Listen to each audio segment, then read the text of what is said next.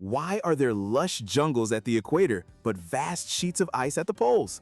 The answer is climate, the average weather of a place over many years. Think of it like this.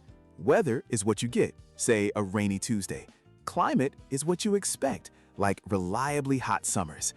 The primary reason for these massive differences is latitude, your distance from the equator. Because our planet is a sphere, sunlight strikes the equator like a direct, focused spotlight. It's intense. But as you move towards the poles, that same amount of sunlight gets smeared across a much larger area, arriving at a shallow angle.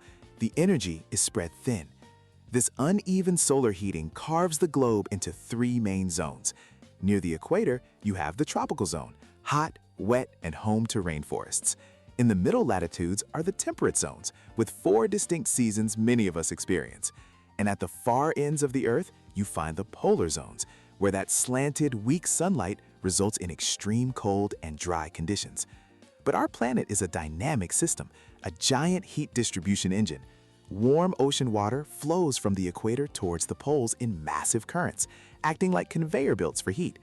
The famous Gulf Stream, for instance, carries tropical warmth across the Atlantic, giving Western Europe a much milder climate than you'd otherwise expect.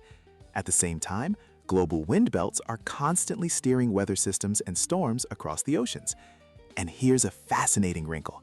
Altitude can mimic latitude. As you climb a mountain, the air gets colder. This is why you can stand in snow on a mountaintop right at the equator. Ultimately, these climate patterns, driven by the sun's angle, stirred by currents and wind, are the architects of our world.